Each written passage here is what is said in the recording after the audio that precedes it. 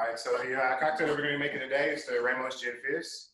It was born in New Orleans. It's a gin cocktail with some citrus, lemon, lime, rose water, orange flower blossom water, heavy cream, simple syrup, and a little bit of carbonation from soda water, Topo Chico, whatever it is that you have. So we're going to start building this drink. We're going to do it properly. So we're going to start with an egg white to avoid waste. Go ahead and crack your egg. Separate the egg whites and the yolk. Also, it's good to, if you mess this up at all, if there's any amount of the yolk in there, egg white drinks will get messed up from that. So you want to do this first for multiple reasons. We build this whole thing in a tin, right? So you should have a tin filled. Yeah. Have your shaker tin ready. Okay. Then we're going to go to a half an ounce of lemon juice, fresh squeeze. Half an ounce of lime juice, freshly squeezed as well. We use fresh squeezed citrus because, it's just better, gives it better flavor, brings all those flavors together in the gin.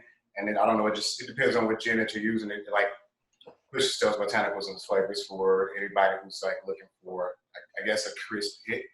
And this cocktail using Eric? it's super frothy, creamy, but it's still light and refreshing somehow with all the ingredients combined. Wait, can you back up for a second, Eric? So what do we have in there so far? So far we have half an ounce of lemon juice, half an ounce of lime juice, the egg white. I love egg white drinks. This makes me super happy. How do you feel about this kind of situation? Do you not like it? The egg whites that come in the carton? Either way it works. I like using the fresh. I like to have an egg right in front of it because I know everybody likes to see that show. They want to see what's going to happen with the egg, even though we know they're egg white cocktails. For sure. Then next we're going to go to our simple syrup. Simple syrup is just equal parts water and sugar. You'll boil that, bring it to a quick steep. And we're going to do an ounce of simple.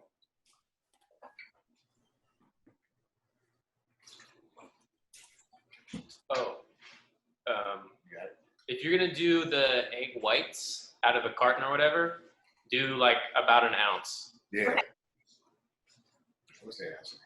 Or, yeah, you can go more, at least an ounce. Let's say that. At least an ounce. Okay. For Reynolds? And then we have our heavy cream. We're going to use 1 ounce of the heavy cream. Yo, Eric, what gin did you choose? Or did y'all choose? The gin that we chose this time is, we use Empress. This gin is purple, as you can see, because it's infused with butterfly PT. That's so cool. Yeah, it's going to give it a nice little color, keep it super pretty for, I guess, the picnic season. Brunch. Great idea. Yeah. This is such a perfect brunch drink. It has all the delicious things, right? Yeah. Cream, egg, gin. So you're going to take your gin, whatever gin you choose, we're going to do 2 ounces of that.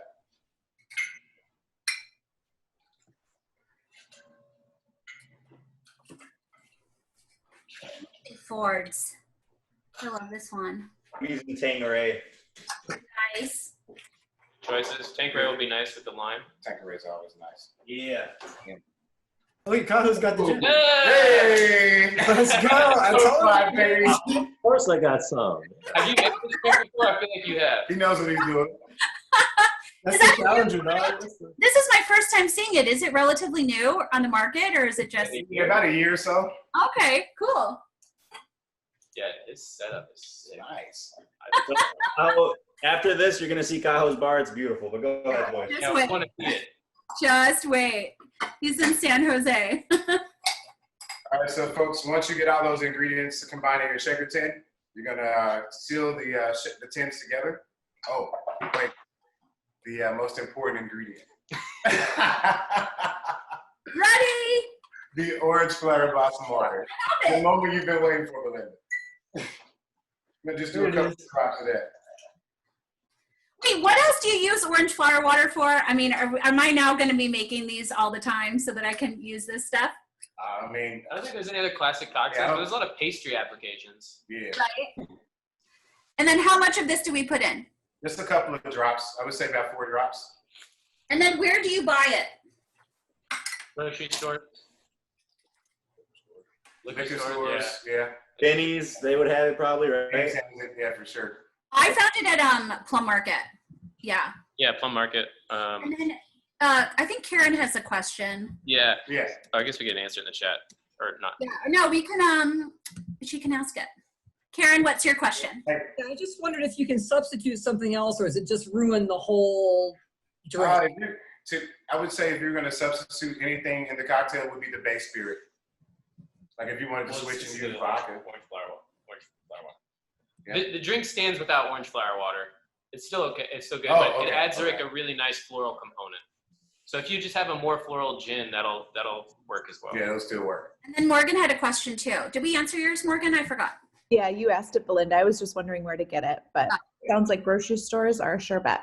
Yeah, you look in the baking section usually, or if they Are have we like. ready to shake this thing? All right, so once you have all those ingredients combined, you want to seal the tin and make sure it's together tight, all right? You're going to do what we call a dry shake. Dry shake is where you're shaking all the ingredients with an egg white to create this froth without the ice, all right? So everybody starts shaking. The moment you have been waiting for, it's made. Shake it hard. Shake it harder. There you go, Kyle. Make sure your tins are really tight. What's the secret to shake to do a dry shake without having the shaker explode? So I like to do, since like we have to work fast and stuff and not at home, at a bar, what I do is add 1 small ice cube, and that creates a slight vacuum so that the tins will stay together so that nothing spills. But if you have the time at home, it's not as necessary. Smells so good. What do we do All now? right. We can end the shaking. There you Alright. go. You're gonna pop those seals. You're gonna pop those seals to the shaker tin, and you're gonna add a little bit of ice. 3 ice cubes is pretty much all you need, and the drink takes a little bit of time to make. So we're gonna shake for about a minute until the ice is completely gone. Shake, shake. You know, you're gonna witness what we call the chocolate shake. The chocolate shake is coming up. I hope y'all ready for it. Yes! Woohoo! Yay! I know, right? Let's go. What everybody doing? Also, Eric, I love your shaker. Is it like copper or something? It's so pretty. Yeah. You gotta let everybody know where they're at. You gotta keep it fancy. That's beautiful. So now you're gonna take your whatever carbonated water that you have, your Collins glass. You're gonna fill it up maybe a quarter. This one. That's good. But you want to mention the ice that you should have shaken out basically. Thank you, Kyle. So did everybody shake all the ice from the cocktail? Yes, Yeah. sir. Sure. All right, so now that you have your carbonated water in the glass, you're gonna pour the cocktail over the soda. You're gonna fill it up until you get right before the rim, and then you're gonna let that sit for a little bit, and it's gonna start to thicken up. So once we add more soda, it'll start to elevate and Ooh. poof up like a meringue at the top of the glass. Wow. All right. Ready.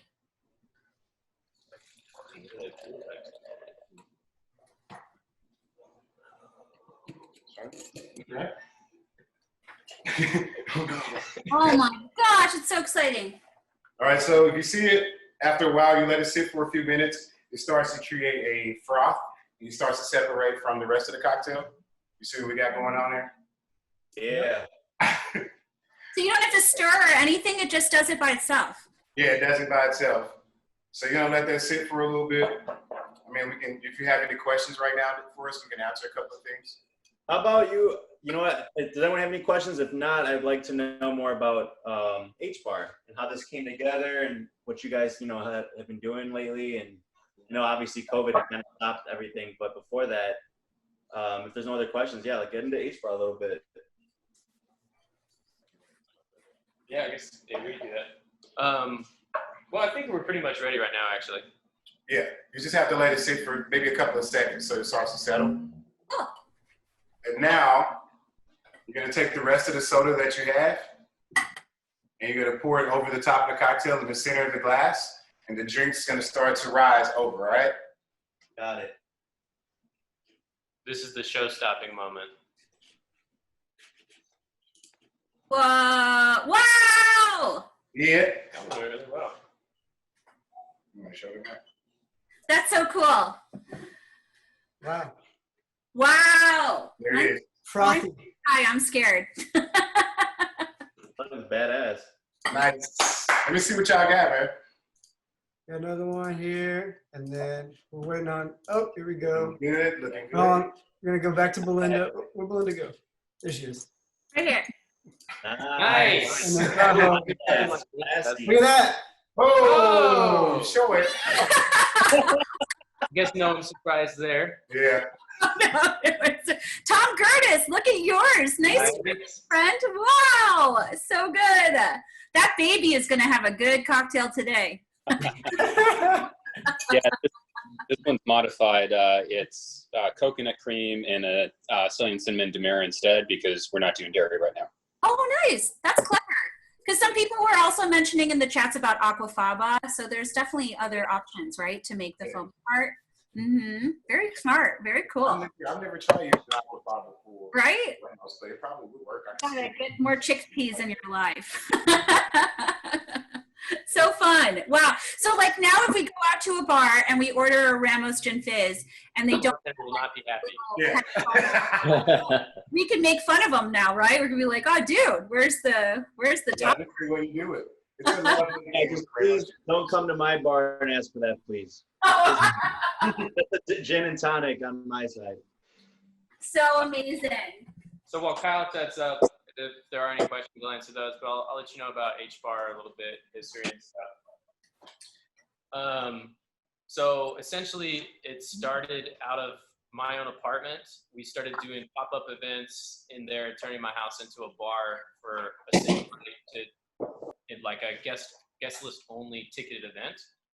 And basically, we wanted to be as creative as we wanted to do, set our own rules, set our own stage, and make the exact spot that we would want if we had nothing limiting us. And then from then, it's kind of transformed a bit into going into different places, transforming spaces, and basically just doing really cool one-night experiences. So we've done pop-ups in coffee shops, in art galleries, in work studios. A big thing that is transforming a space and reimagining a space to be what a cocktail bar could be, rather than going into bars themselves. Very cool. Yeah. You're like shifting the paradigm. Like Yeah. you can have a bar, awesome cocktail experience anywhere. Yeah. So, and we're pretty, it's all word of mouth essentially. So we specifically invite people that we think will enjoy it. So we've had like a really cool, diverse clientele that's always into it, coming from different backgrounds, but they're into this one thing of good drinks, good aesthetic, good music. Very cool. I think that's good. Yeah. Explanation. Well, this is delicious. So I can't wait to play with the next one. Oh yeah. Appreciate it. Great. So we ready for the next drink? Let's do it. Cool. This is all the way picnicky. Yeah. Yeah. So in trying to like keep with the theme of the picnic, we talked about what our next drink could be, and I was like, why don't we just make something literally in a to-go thermos? You know, something that you could like take with you on the go. We went with a Melon mint margarita because it kind of has everything that you want from a picnic drink. You know, it's bright, it's refreshing, but it's also not overly complex. You can just kind of whip it together and take it with you to go. So we're gonna start with a little bit of mint. This mint has been picked and removed from the stem. I'm gonna make 2 drinks at once, just to use the thermos and because we all deserve a beverage. Also, who only drinks one drink at a time? Not me. We're gonna do probably about 2 fistfuls of picked mint, and we're gonna throw that right in the thermos. If you have a shaker tin, you can throw it in the thermos. We're not gonna necessarily bruise it or muddle it in any way because we're gonna shake it all up together and that'll kind of do it by itself. We're gonna start with simple syrup to kind of balance out all of our citrus. If you're making one drink, you can use a ½ ounce of this. Actually, you can use about a ¼ ounce because the watermelon will help sweeten it up. So since I'm making 2, I'm gonna do a ½ ounce of simple syrup. We're gonna also go with our lime juice. Fresh squeezed is the way to be, as Eric talked about before. If you're making one drink, I would say 3/4 of an ounce of lime juice. I'm gonna do 1.5 ounces for my 2. And then we've got orange liqueur. Orange liqueur is kind of like one of the separators that really determines how good your margarita is. Because lime juice, as long as you squeeze it fresh, are pretty good. Tequila, berries, but the orange liqueur kind of really makes a difference. And we use Pierre Ferrand. It's a French curacao, and this is like really good. You can also use Cointreau. Grand Marnier is a great one, and there's a bunch that really make it kind of stand out. So we're gonna use. Bruno, can you hold that bottle up to the camera so we can see what the label looks like? Of course. I love their cognac. I've never had their curacao. So curacao is an orange liqueur, and so you could use that for any place you use Grand Marnier or any of that stuff, right? Definitely. Cool. Nice. So, Marnier and this one specifically are both cognac based, whereas Cointreau and Combier are a neutral spirit base. Ooh, sounds dirty. Neutral spirit. But drink cognac that, is what happens. more character and body. So if we're doing 2 drinks, this is also like 1 1/4-ish? Correct. If you're doing one drink, we're gonna do 3/4. If you're doing 2 drinks, we're gonna do 1.5 ounces. Then we're gonna move on to our tequila. We're gonna use Corazon tequila. It's a Blanco tequila. Honestly, since it's a mixed drink, I like to stick with the Blanco tequilas. Anything aged kind of just changes the flavor profile and adds an extra depth of wood that we don't really need it for this specific occasion. We're gonna keep this one as bright as possible. Because some bartenders just try to upsell you to like the craziest tequila. Right, and not every situation is that necessary. You know. Now this would be so much better with 1942. You need 1942. You have to have it. To anyone who goes out and get an añejo margarita or anything else because you're just wasting your money. So for the tequila, we're gonna do 1.5 ounces for one drink. We're gonna do 3 ounces if you're making 2, and since I don't have anything else to do, I'm gonna put a little bit extra. Pull it up. You know. A little bit, just a little bit. Yeah, you know, I got the day off. Yeah. Really. And so our next step is gonna be fresh watermelon. This is kind of the easiest way to incorporate watermelon into honestly any beverage, and especially for a picnic purpose, just throw some chunks in there. So we cut it into about 1 by 1 cubes. Since I'm making 2 drinks, I'm gonna use 4 cubes, probably 2 per drink. I'm gonna throw in an extra one for good measure. Why not? I have a super random question. Is blue curacao different than all the other curacaos and orange liqueurs out there? Because like I've never used blue curacao. Oh, blue curacao. curacao. Oh, okay. Ah, okay. So My blue, favorite curacao. blue curacao is generally bad, but it's just food. It's food coloring, and it's like usually low quality. But we love it. And Gafar made a Because really good one too. It makes drinks blue. It's fun. So now we're gonna add ice to our shaker tin or our thermos or whatever you are shaking in these days.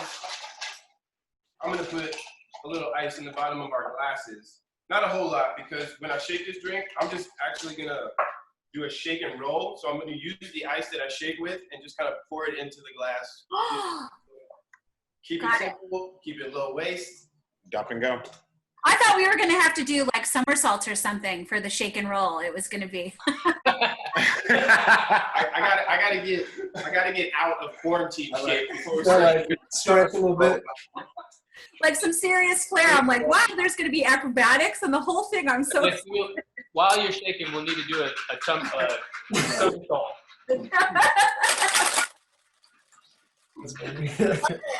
The top shelf Long Island with the best Coke you have, please.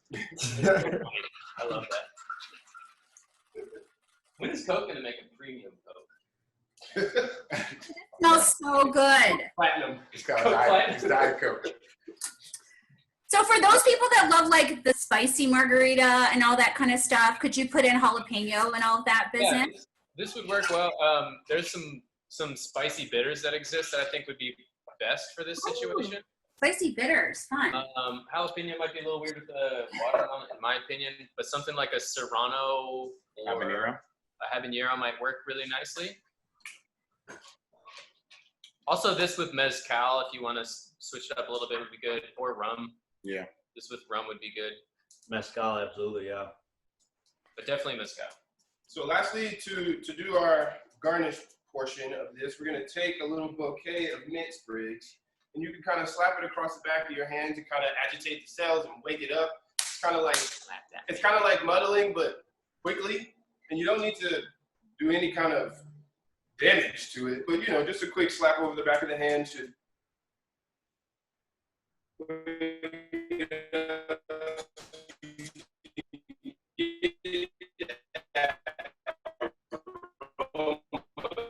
Someone jumped on the Wi-Fi.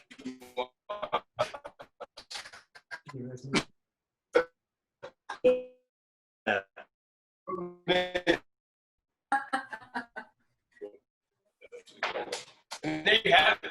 Oh my God. Fabulous. I can Nice, Charlie. Nice job. Hey, Charlie. It's so good. What a great recipe. Thank you so much. Nice. Drinks are pretty though. Yeah, I like So- your glass. So the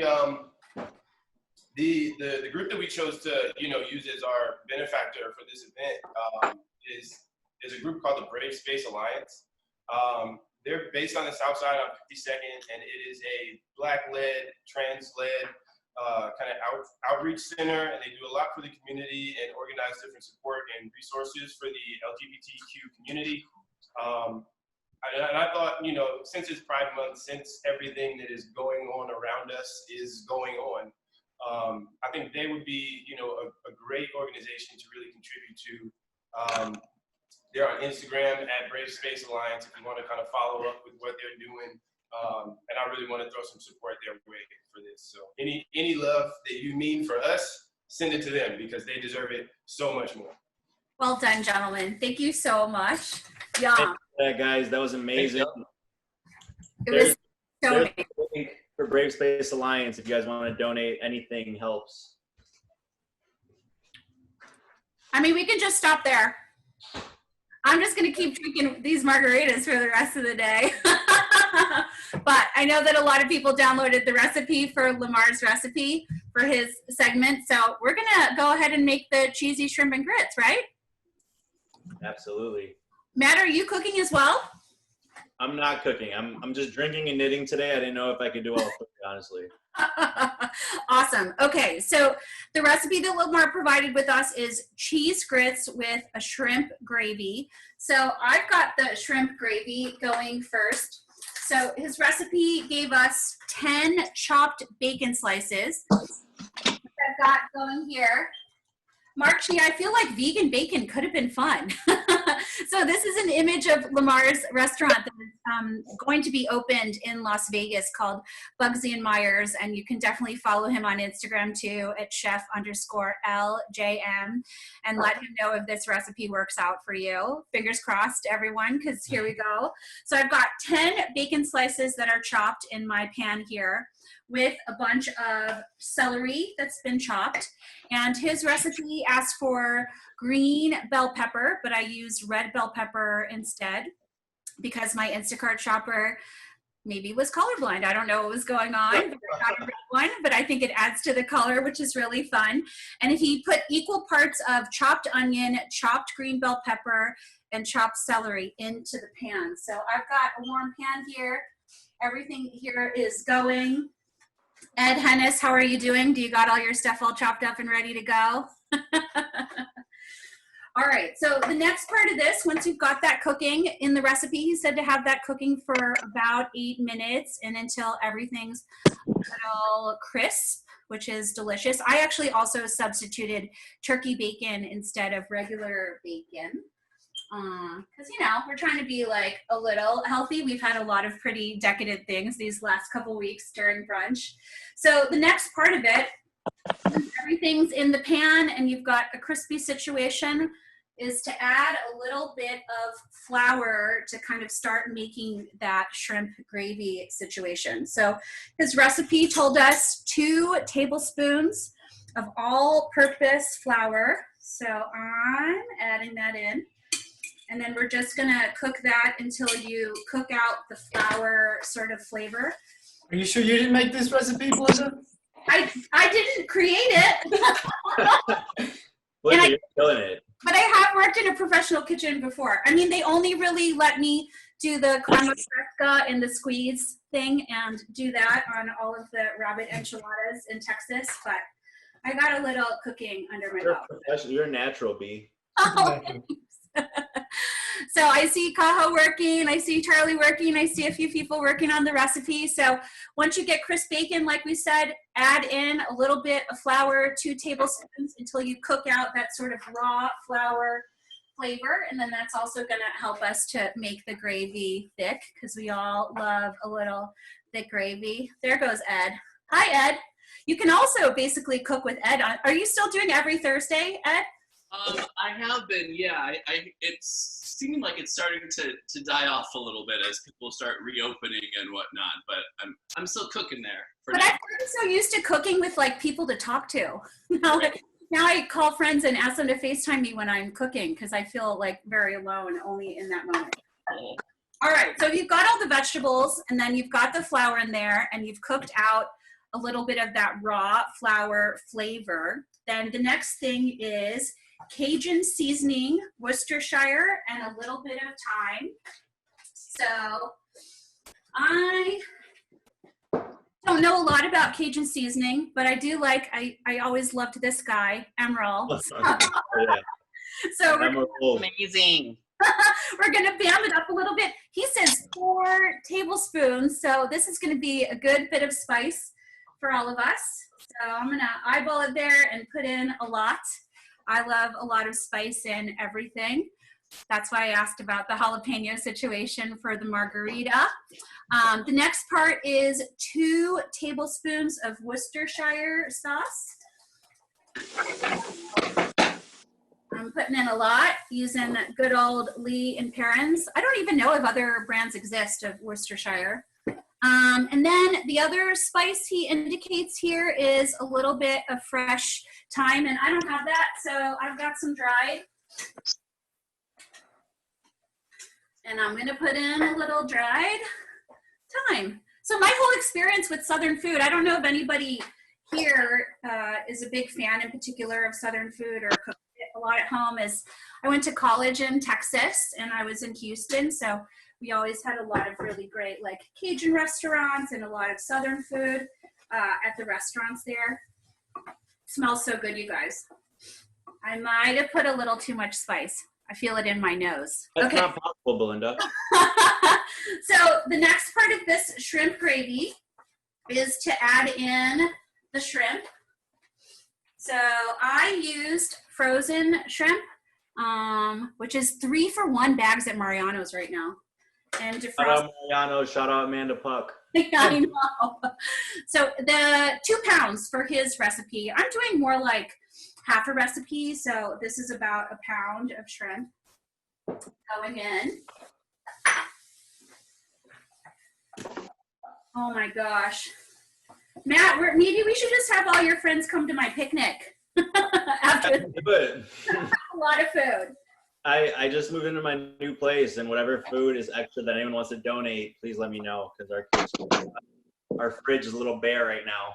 I think my roommates are in here actually too, but they don't want to show their faces. So we're letting this whole thing kind of warm through. I took the shrimp from the fridge, so it's a little cold at this point.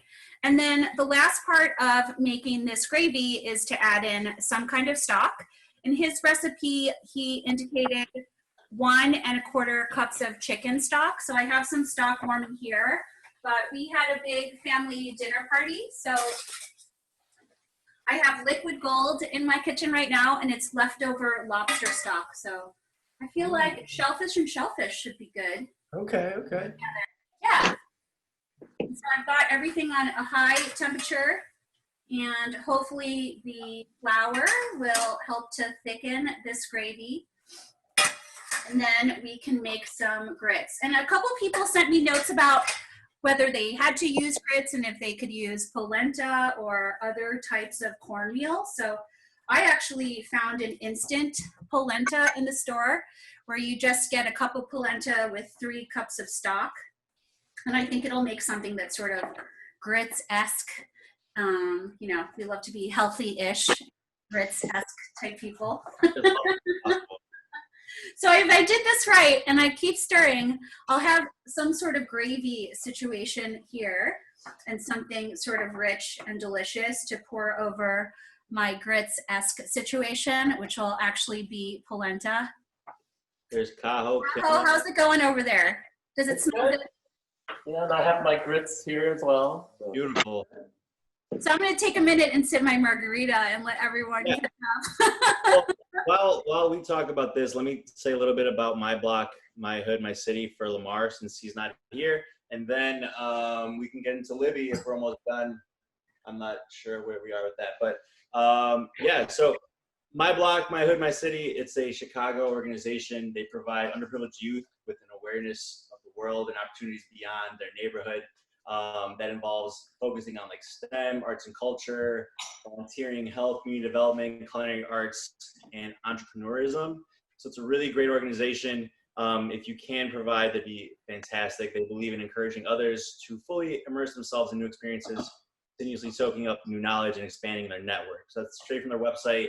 A lot of organizations, next week we're gonna have Wendy on, Wendy Wilkins will talk a little bit more about how to identify which organizations need funding and stuff. And I know right now that there's a lot of organizations that are popping up and who to donate to, and it's a lot of questions. And to research them, a lot of them at the moment are not accepting donations, but they're overflowing with donations where they want you to provide donations for other organizations. So my block, my hood, my city, Color of Change, and the Brave Space Alliance, all 3 fantastic organizations to donate to. So make sure to please send anything you can to any of these organizations to help EOC and to amplify these voices and talent. Hey, Matt, so I'm going to get the grits started. So for those who had everything ready to do that, you're going to have a second pan, and the recipe says 1 tablespoon of butter. That looks about right. So I've got a pan for grits-esque situation going. And then the next part is to add in onions and then corn. Let's see. I can use the same spoon, right? This is not real TV. No, yeah, go ahead. So I'm just gonna saute onions in butter for those that are following around for that part. It says for about 3 minutes, and then I'm gonna add some corn, and then we're gonna add the liquid and also do the grits. That's the plan. I see Mark Cheese stirring something. What's going on over in New York City with camera 1 and 2? He's got the onions going in the butter. Love it. I guess, I will say I did sort of have a dream of having a cooking show one day. I just didn't think it would be today. I was gonna ask Belinda, like, do you feel like your skills have like gone, like, because you've been on camera doing this for the past 13 weeks? For sure. I think I just learned also how hard it is to cook, you know, on TV or in a virtual event. It's not easy. You have to do a ton of planning, and, you know, you have to have sort of as Ed knows, he's giving me a thumbs up on that. It's really, they make it look so easy, right, on television. I mean, Ed, what did you learn through the process of having cooked with all of these friends over the last couple weeks? It really is all about the prep, because like you might spend, 10 to 20 or however many minutes like doing the little demo or whatever, but like you gotta get that recipe down pretty solid. You have to to write it down on paper so it's clear to everyone, and you gotta get it out to people soon enough. And It's been fun. It's been interesting. Learned a lot. And who's been coming? Are those kind of, I was thinking, are they sort of like parents of some of the students in your choir, or who's mostly friends. It's been mostly friends, and then like kind of word of mouth from there. Like friends of friends and whatnot, and some coworkers and whatnot too. I love it. It's so fun. Okay, so I've got the onions in the butter. I've got the corn in the butter, and then we're gonna add the liquid. So from the recipe, the liquid is 2 cups of milk and 2 cups of water. I'm deviating from the recipe, and I'm using instant polenta, which I didn't know existed. And it's pretty freaking cool. So it's basically just cornmeal that's already been pre-cooked and then dehydrated again and ground so that you can make it really quickly. So basically this product, you just add the stock or the water to, and then it makes something that's polenta and kind of like grits, but I do think it will be really delicious with the shrimp and bacon and vegetable gravy. So my final step is to make the grits in this beautiful buttery, oniony, and corny mixture, and then I'll have the dish ready. So Matt, what do you think? Should we toss this over to Libby and let the people who are cooking sort of finish the cooking of the dish, and she can start to teach those who are going to knit and actually crochet along, get started on their picnic blanket or their hammock? Yeah, I think let's toss it over to Libby. Everyone who's cooking, keep on the instructions. We'll come back to you afterwards to see those finished products. It looks like it's gonna be delicious. So let's kick it to Libby. Let's get our graphic up. So our next guest is a virtual Boozy Brunch regular. She's joining us from Austin, Texas. She's the owner and CEO of Elite Knitting, which is her own company. So Libby, let's see her gorgeous background with her very cute dogs as well, because I know that I saw some running around. Libby, where is she at? There you go. Where are you, Libby? Libby's got 3 cameras. This is like super awesome. I keep moving around because the sun starts to come from the other side of the house, so I keep like switching places. And my background changes slightly. Is it really hot over there, or is it nice? It's getting hotter. It's getting more humid today for some reason. I don't know why. Got it. But it's gonna be 96. So right after we're done, I'm running back into the house. So Libby, tell us a little bit about Elite Knitting. Like how did that start? Where did you learn to knit, and how's it been going thus far? So I learned to knit from my mom, and my mom learned to knit from her grandmother when she was, I think, 5 or 6. So she's been knitting her whole life. And she's been working in a knitwear studio for 10 years. And then she had to leave. And since she loved doing it so much and she didn't know what else she can do that she would love that much, I decided that it's time to try to do it ourselves, because we had passion for it. I had interest in it, but it's also, we started to look through our old contacts and kind of found one of our old interns who was an independent designer at that point. And we worked with one designer, we did their collection, we did their production, and everybody's connected in fashion world. So they introduced us to somebody else, and they introduced us to somebody else, and that's how we started growing. So I've been doing it now for 8 years in May. That's amazing. And so Libby, you don't only like crochet blankets and pillowcases, you can like alter a dress, right? And do like little modifications like that. Actually, this is one of my pieces. Like I crocheted that a while back when we were invited to a wedding. It was part of the dress, but then I decided it was more functional as a top. Yeah, for sure. It looks nice and airy, like very comfortable. It is. That's why I like crochet. It's basically just 3 stitches, but then your imagination can take you anywhere with it.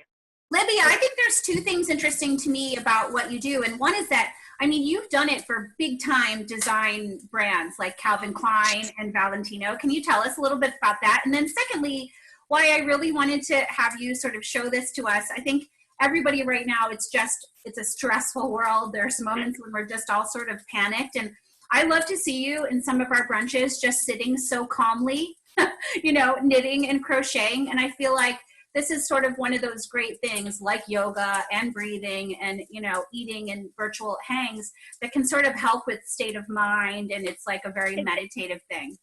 It definitely does. And I call it an addiction because I can't just anymore just sit and do nothing. I have to have something in my hands. I have to work on something. I have probably like 10 different projects flying around in different stages of completion because I will take one and then I take another one. And when the pandemic started, I had this creative block. I just couldn't do anything. I barely touched the knitting. And actually, when you invited me here, I made this blanket and these 2 pillows yesterday. Wow. Hey. That's awesome. Because when I start going at it, it's just I can't stop. Love that. So cool. Cool. So, Libby, today you said that we're gonna have a little demonstration of how to make a pillow, blanket, and a hammock. What is the difference essentially in the 3 of them? And then yeah, we can get started whenever. So you can make any one of them or all 3 of them because it's basically the same 3 stitches. They just go in different order. So for the hammock, because it needs to stretch a lot, we need to we need to make sure that it's reinforced, and that's what you use a single crochet for. For the blanket, you don't want it to be too heavy because otherwise you will feel like you're suffocating. So we're using a different stitch that will make it a little bit more airy and less heavy. And for the pillow, you can use basically any one combination that you like. Awesome. So let's get into it. Start us, like, what do we need to get started? How do we? Yeah, yarn. And can you tell us like the difference between knitting and crocheting? Because I think it's different kinds of needles and all that kind of stuff. Yes, so for the knitting, you use 2 needles and you keep going from one to another, and you constantly have your work on the needles. With the crocheting, you only work with 1 hook and you only have 1 stitch on your hook. Interesting. Yeah, I see Matt had that. I So if you have the yarn that I sent you, I love this yarn for 2 particular reasons. First off, it's very sturdy. So if you decide to make a hammock, it will last you for a number of years. Like I don't take mine away for the winter. So it's been 2 years and I maybe replace it next year just because it starts fraying a little bit. But if you take it away for the winter, it will last you, I would say, about 10 years because this yarn is very nice. Did you make that hammock in the yard? Yes, that's one of them. That's Awesome. actually the one in the picture that you got. Okay. Great gift too. Like I love to give gifts where I worked and did a little sweating to make it. So that's like so fun because it shows the care and you know, you learn something new to do it. So cool. Yes, the other great thing about this yarn is once you take it off the cone, it kind of looks flat. But then if you leave it out for a little bit, it becomes like really nice and round because it actually has a feeling in there, unlike any other sock yarn or the t-shirt yarn. So I like it because once it opens up, it gives you an additional kind of dimension to the knitting that you do. Hey Libby, it seems like I can't see the camera on the other camera. Maybe you just have to let's see what happened to this. Now I have some technical difficulties. That's okay. I just didn't want you to be, you know, showing. Can we do a quick, can you show Mark's screen real quick, Gabe, because they're working on the polenta with me. So if anybody's working on the polenta / grits, wow. Just you're stirring and you're stirring and you're stirring. And some more stirring. And some more stirring. And then at some point you'll stop stirring and add some cheese, and then life is good. Turned out to cheese. Mm-hmm.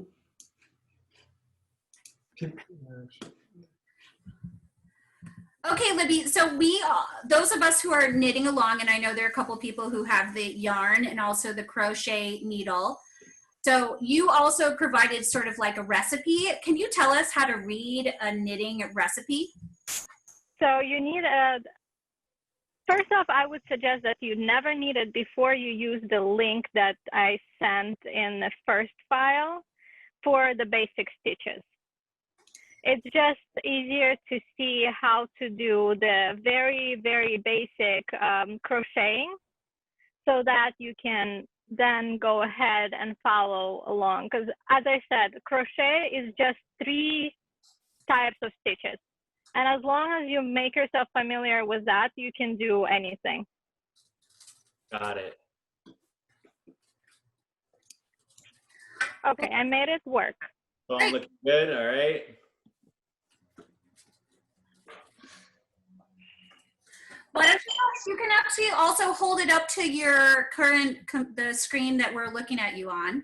That's just fine too. There you go. I think she got it. Perfect. Nice. All right, Libby, so let's walk through it. So how I like to do the first stitch is you go under the stitch on the thumb, you hook the other side near your pointer. Wait, Libby, finger. you're gonna have to do that over again because that was kind of quick. Really? Show us, wrap it around your fingers. So you hold it like that, and then you go around the finger, and you kind of do the 8 around the thumb, Oh, okay. and you hold it together. Oh, wow. Got it. Matt, do you have it? Nice. Yeah, right here. And then you go from underneath, you hook the other side, and you pull it through. And then you release from the thumb, and you have your first stitch. I didn't get that part. Oh, yours is perfect. Got it? Good job, Morgan. Sorry, my phone keeps shutting down because of the heat, so I'm just gonna do it here. Yeah, and also Morgan, the yarn that you sent over, Libby, I'm obsessed with it. It's so beautiful. So soft. I love this yarn, and it comes in so many different sizes. Like this is the chunkiest one, and then they have middle size, which is a little bit finer, and they have absolutely fine one. And I actually have a sweater out of it, and it looks and feels absolutely gorgeous and beautiful. So once you have your first stitch, the crochet, this is called a chain. You just keep going from the side of the yarn that you have in your hand, and you pull it through. It doesn't matter which side.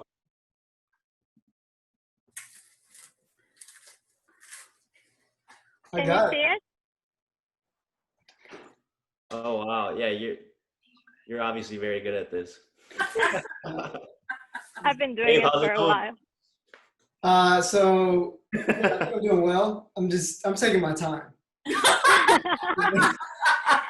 If you're trying to do the first stitch, you can also do it without, you just hold the yarn in your hand, twist it, and then pull through from the other side. Yeah, this is what. Perfect. And now you just pull it so that it fits on your hook. Oh, I see. This is what I have so far. I mean, I think Matt and Gabe, you guys are just moments away from a hammock. So you have to make yourself familiar with making the chain stitch, because that's your basic one. And guys, if you want, I finally figured it out. I put Andre's phone as the second phone, so it seems to be working. Mine got overheated. It looks like Morgan's doing well. Gabe's doing well. I'm the only one. I'm the odd man out.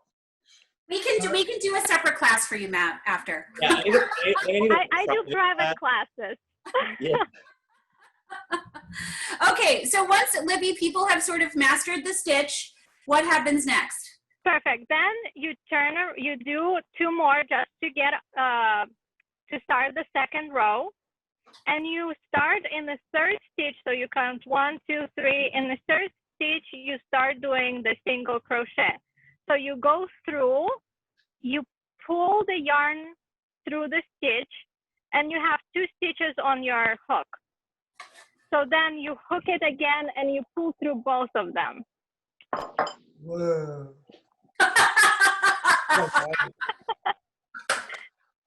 So you go through the stitch, you take the yarn so that you have 2 stitches on the hook, and then you take the yarn again and you pull through both of them. Oh, wow. Gabe, take notes and show me the next time we hang out. Gotcha. Well, luckily we recorded this whole thing. So. Morgan, and we keep doing that. I got the first loop, but I haven't been able to get the next part of the chain. You just go through the loop with your hook and pull the yarn through. Oh, something's happening. Interesting. Once you make yourself familiar, like I can knit and watch a movie and I don't even have to look at my knitting anymore. It's almost like muscle memory at a certain point. It is. The best thing to do, Libby, we're going to ask you to get together with those of us who are going to attempt these projects